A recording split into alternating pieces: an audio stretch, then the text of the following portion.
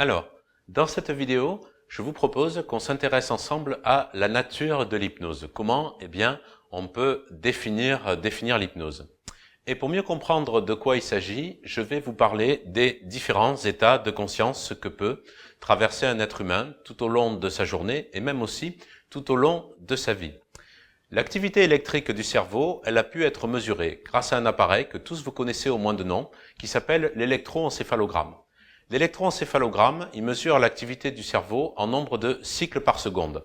Autrement dit, si j'ai un nombre important de cycles entre 0 et 1 seconde, l'activité du cerveau sera considérée comme étant plus importante. À l'inverse, si j'ai moins de cycles d'onde entre 0 et 1 seconde, on considère que l'activité du cerveau est moins importante. Et donc, on a pu effectuer des mesures qui ont donné les résultats suivants. En premier lieu, en fait, on trouve ce qu'on appelle les ondes dites bêta. Les ondes bêta, ça correspond à tout ce qui est supérieur à 14 cycles par seconde. Elles correspondent en fait à l'état dit ordinaire de conscience, c'est-à-dire l'état dans lequel notre conscience se tourne vers l'extérieur, l'état dans lequel nous sommes tous maintenant, moi qui suis en train de vous expliquer tout ceci, et vous qui êtes en train de regarder cette vidéo. Quand notre conscience se tourne vers l'extérieur, je suis pleinement éveillé, je peux, agir et interagir avec le monde qui m'entoure, avoir des interactions avec les autres personnes, etc. Qu'est-ce qui se passe ensuite quand l'activité du cerveau ralentit? On trouve la production d'ondes dites alpha. Les ondes alpha, elles sont comprises entre 7 et 14 cycles par seconde. Ça correspond en fait à un état intermédiaire entre l'état de veille ordinaire dont je viens de vous parler et l'état de sommeil profond. La conscience de l'individu se tourne davantage vers l'intérieur. On devient beaucoup plus réceptif à ce qui se passe à l'intérieur de nous. On trouve aussi la production de ces ondes alpha pendant la phase dite de sommeil paradoxal, c'est-à-dire pendant la phase où on rêve la nuit. Qu'est-ce qui se passe quand l'activité du cerveau ralentit encore? On trouve la production d'ondes dites θ. Et les ondes θ, elles sont comprises entre 4 et 7 cycles par seconde. Ça correspond en fait à la phase où le sommeil s'installe. Ça correspond aussi à certains états pathologiques qui relèvent de la psychiatrie. On a pu se rendre compte que chez certaines personnes qui, malheureusement pour elles, souffrent de psychose, leur cerveau émet des ondes dites θ de façon quasi permanente, et ça peut être un signe clinique aussi qui permet de mieux repérer ces psychoses. Et enfin, quand l'activité du cerveau ralentit encore, on trouve la production d'ondes dites delta. Les ondes delta, donc c'est tout ce qui est inférieur à 4 cycles par seconde. Ça correspond à la phase de sommeil profond, c'est-à-dire la phase de sommeil sans rêve, et aussi, quand les ondes sont proches de 0, c'est le coma, ou c'est la mort cérébrale.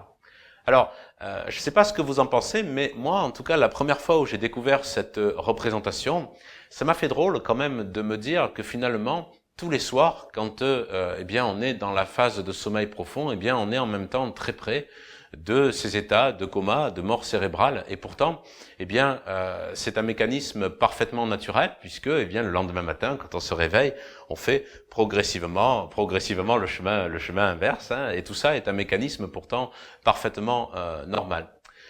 Dans certaines traditions, vous savez, on parle du sommeil comme étant la petite mort. Et c'est intéressant de remarquer que la science donne quelque part raison à cette tradition, puisqu'effectivement, chaque soir, quand on est dans les ondes delta, dans la séquence de sommeil profond, on est toujours très près de ces états de mort cérébrale, de coma. Donc, finalement, il y a un pont qui se fait assez bien entre ces deux choses. Pourquoi en fait je vous parle de tout ça? Parce que quand on a pris des mesures sur quelqu'un qui a été au préalable placé en état d'hypnose, on s'est rendu compte qu'il est ici, que son cerveau émet des ondes alpha. C'est comme ça en fait qu'on sait que l'état d'hypnose n'est absolument pas un état d'inconscience. On parle aujourd'hui plutôt d'état dit modifié de conscience, c'est-à-dire d'état dans lequel notre conscience se tourne davantage vers l'intérieur. Alors, aujourd'hui, vous avez des mesures qui sont beaucoup plus poussées que tout ça. Les neurosciences et les IRM permettent en fait de montrer clairement quand quelqu'un est sous hypnose quelles sont les différentes parties du cerveau qui sont actives. Vous avez des choses qui sont beaucoup plus avancées. J'ai gardé cette représentation-là volontairement, simplement pour vous montrer que tout ça sont des choses qu'on sait déjà depuis longtemps. Le sujet hypnotisé, donc, il sait parfaitement où il est et il sait ce qu'il fait. Tout être humain traverse plusieurs fois par jour cet état modifié de conscience qui est une véritable propriété de son esprit, chaque fois en fait que l'on vit un phénomène d'absorption, comme quand on est absorbé par un livre ou bien par un film. L'exemple typique, c'est quand vous êtes à la plage en été. Vous savez, quand vous êtes à la plage, étendu sur votre serviette, au soleil, au bord de l'eau, en train de vous reposer, eh bien, vous êtes là et vous n'êtes pas là en même temps. Il y a une part de votre esprit qui sait parfaitement où vous vous trouvez et ce que vous êtes en train de faire. Vous savez que vous êtes étendu sur votre serviette, vous entendez tout ce qu'il peut y avoir autour de vous, le bruit des vagues, les autres personnes, les enfants, et en même temps aussi on aurait même envie qu'ils aillent jouer un petit peu plus loin parce qu'il y a une autre part de notre esprit qui s'évade dans ces moments-là, qui s'évade dans les méandres de notre imagination. Voilà. Alors, plus précisément, comment on va dire fonctionne l'hypnose ? L'hypnose, elle permet d'accéder, on va dire, à une part plus profonde de l'être humain, communément appelée subconscient ou inconscient. Elle constitue un portail qui permet d'accéder à cette part plus profonde. Alors, par rapport à ça, nous, on a préféré utiliser le terme de subconscient, littéralement sous la conscience, qui simplement nous semble mieux adapté à la pratique de l'hypnose, puisque l'idée, c'est en général d'entraîner la personne à dynamiser et révéler des ressources qui ne lui sont pas visibles, mais qui existent déjà à l'intérieur d'elle-même. Donc après, c'est vraiment une question de dénomination. Vous pouvez, si vous préférez, utiliser le terme inconscient. Nous, on a choisi d'utiliser celui-là. Plus précisément, comment tout ça fonctionne ? Alors, rassurez-vous, je vais pas vous faire un cours d'anatomie cérébrale compliqué, mais vous avez en gros 3 grandes parties au niveau de notre cerveau. Vous avez ce qu'on appelle le paléocortex. On parle aussi de cerveau dit reptilien, si vous voulez préférer un autre terme. Le paléocortex, c'est la partie la plus ancestrale, animale, qui correspond en fait à tout ce qui contrôle les réflexes, les instincts et la survie. Et puis après, vous avez quelque chose qui est plus spécifique à l'être humain, ce qu'on appelle le néocortex. Le néocortex, lui, c'est le siège de la pensée réfléchie, c'est le siège de la raison. Ça correspond en fait à toutes nos facultés de conscientisation. Et puis après, vous avez une troisième partie qu'on appelle le cerveau intuitif. Le cerveau intuitif, c'est là que résiderait la pensée émotionnelle, que résident les pulsions. Alors encore une fois, vous pouvez trouver d'autres termes que ceux que j'ai utilisés qui désignent exactement les mêmes choses. Que fait l'hypnose là-dedans ? Elle va agir comme un anesthésique partiel sur le néocortex. Pendant un temps donné, celui de l'expérience hypnotique, elle va inhiber les facultés de conscientisation de la personne. Et dans le même temps, elle va créer un portail vers la part plus profonde de son psychisme et en favoriser ainsi l'expression. Donc en même temps que les facultés de conscientisation sont momentanément amoindries, momentanément anesthésiées, ça permet un accès à la part plus profonde, donc qu'on appelle communément subconscient et qui comporte toutes ces choses-là. Les suggestions qui sont employées par le praticien, elles permettent de créer ce qu'on appelle des réalités affectives, pour conduire la personne à ce qu'elle puisse modifier des comportements. Alors, qu'est-ce que c'est que cette histoire de réalité affective ? Il faut savoir que notre part profonde, le subconscient, il ne fait pas la différence entre ce qui relève du rêve et ce qui relève de la réalité. Ça, c'est le néocortex, c'est notre part consciente qui le fait. Le bon exemple qui illustre ça, c'est pas forcément le plus agréable, et je vous le souhaite pas, c'est quand vous faites un cauchemar la nuit. Quand vous faites un cauchemar la nuit, qu'est-ce qui se passe ? Vous vivez pleinement le cauchemar. Vous en avez même tous les signes qu'il peut y avoir, la transpiration, les palpitations cardiaques, le rythme respiratoire qui change, les sensations, les émotions aussi, vous avez peur. Ce n'est que quand vous vous réveillez que du coup, lui, le néocortex, il reprend, on va dire, il reprend sa place, il reprend ses fonctions et il va compartimenter cette expérience. Il va vous rassurer en vous disant non, non, tu es dans ton lit, en parfaite sécurité, tout ça, ce n'était qu'un rêve. Mais pourtant, jusqu'à ce que vous vous réveilliez, eh bien, cela vous paraissait tout à fait réel. Eh bien, c'est ça, en fait, qui permet d'avoir des résultats dans l'hypnose thérapeutique. Autrement dit, même si consciemment la personne, quand elle vient vous voir pour faire une séance d'hypnose, elle sait très bien qu'elle est avec vous dans votre cabinet en train de vivre une séance d'hypnose. Mais sa part profonde, elle, ne fera pas la différence entre ce qui sera vécu pendant l'expérience hypnotique et ce qui serait vécu pendant la réalité de son quotidien. Et c'est ça donc qui permet de l'amener à impacter en profondeur des mécanismes profonds relatifs à ses comportements et donc de pouvoir en avoir des résultats. Alors, comme il s'agit d'une propriété de l'esprit, tout le monde va être plus ou moins sensible à l'hypnose, sauf l'exception, ce sont les personnes qui souffrent de psychose, parce que le sujet psychotique, lui, il tend à vivre dans une réalité alternative. Son psychisme se coupe du monde extérieur. D'abord, il va être très difficilement hypnotisable, et en plus, quand bien même, on va dire, on y arriverait, il faut quand même en général éviter de travailler avec des gens qui souffrent de psychose, parce que l'hypnose pourrait exalter, on va dire, les symptômes de la psychose. Hormis, on va dire, ce cas de figure-là, tout le monde y est sensible. Je voudrais conclure cette première vidéo en répondant à quelques questions qu'on se pose en général sur l'hypnose. Alors, est-ce que d'abord tout le monde peut être hypnotisé?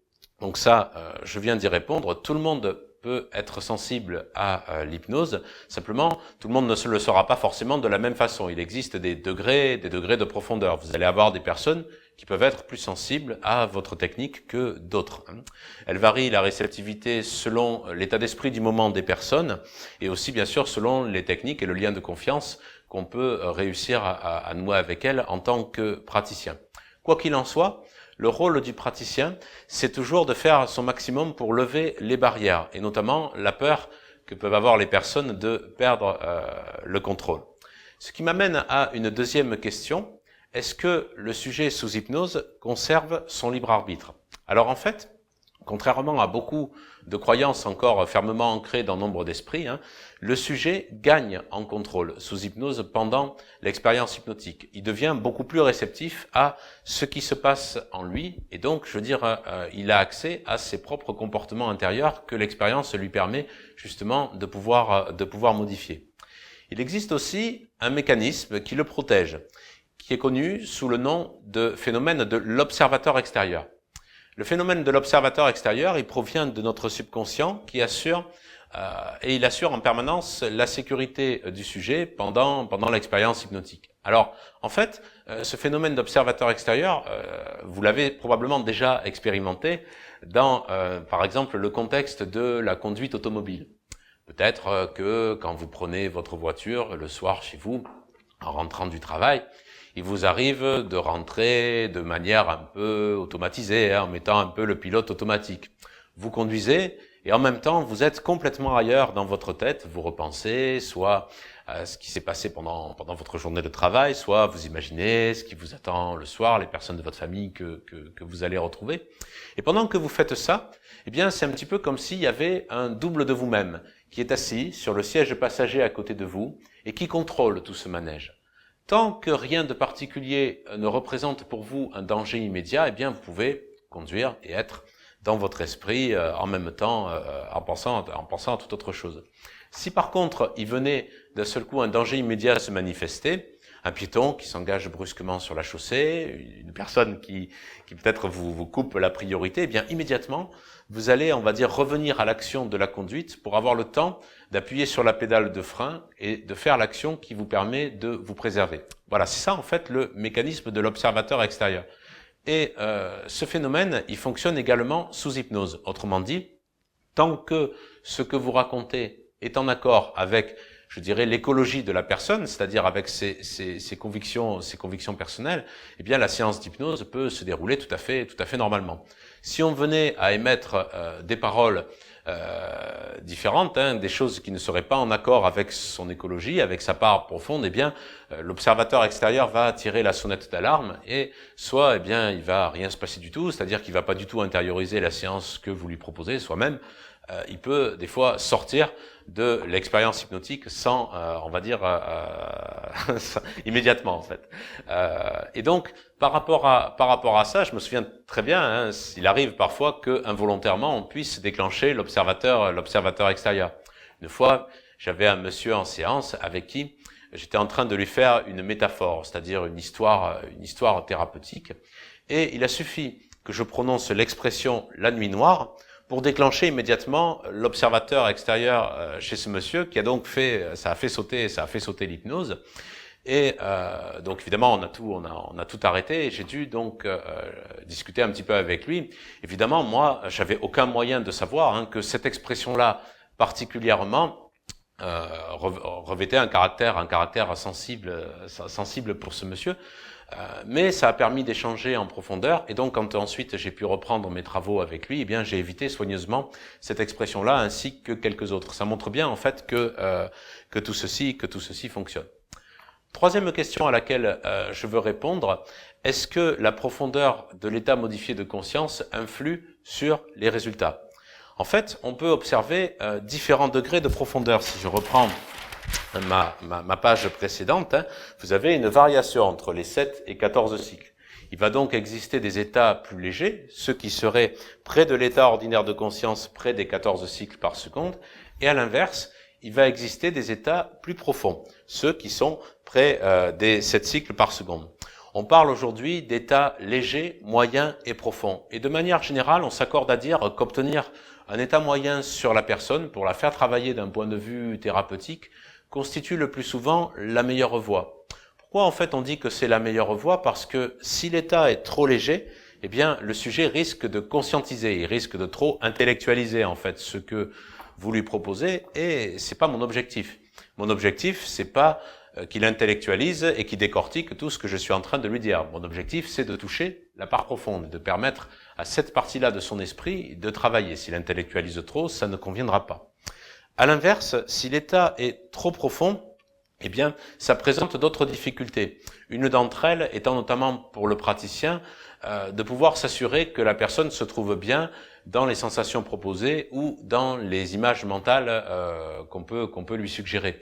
Ça devient difficile parce que l'état étant plus profond, la personne peut se sentir très lourde, très ancrée, très proche en fait du sommeil véritable et donc tout mouvement devient difficile et donc ça présente pour nous autres praticiens des difficultés des fois à pouvoir s'assurer qu'elle est bien dans ce qu'on lui propose. Et enfin, dernière question à laquelle je voudrais répondre pour conclure ce chapitre-là, combien de séances sont nécessaires pour obtenir des résultats? Alors, l'hypnose ericksonienne fait partie des thérapies brèves. Dans la plupart des cas, on considère, toute problématique confondue, que 4 ou 5 séances espacées d'1 à 2 semaines sont suffisantes pour obtenir des résultats. Alors bien sûr, il s'agit d'une moyenne faite pour l'ensemble des problématiques, donc c'est une thérapie plutôt brève. Vous pouvez avoir bien sûr des résultats plus rapides. J'ai parfois eu dans ma carrière thérapeutique des résultats très rapides sur certaines choses. Et parfois une seule séance peut suffire quand la personne est prête et que la séance agit véritablement comme un catalyseur qui lui permet de mettre en place la modification qu'elle était déjà disposée d'esprit à pouvoir réaliser. Et puis, à l'autre bout du spectre, on peut trouver aussi des résultats plus lents. Parfois, ça peut prendre un petit peu plus de temps. En règle générale, le travail excède rarement 10 séances. Si vraiment au bout de 10 séances, on avait rien du tout, eh bien, je veux dire, il vaut mieux que la personne change de voie thérapeutique ou change de praticien, ce qu'elle aura peut-être déjà fait. Parfois, les personnes n'auront pas forcément la patience, je dirais, d'attendre qu'on fasse 10 séances pour qu'il se passe quelque chose. Voilà en tout cas ce que je voulais vous dire sur ce qui concerne la nature de l'hypnose. Dans la prochaine vidéo, je vais vous enseigner comment on peut accompagner quelqu'un à entrer en état modifié de conscience au moyen d'une technique simple.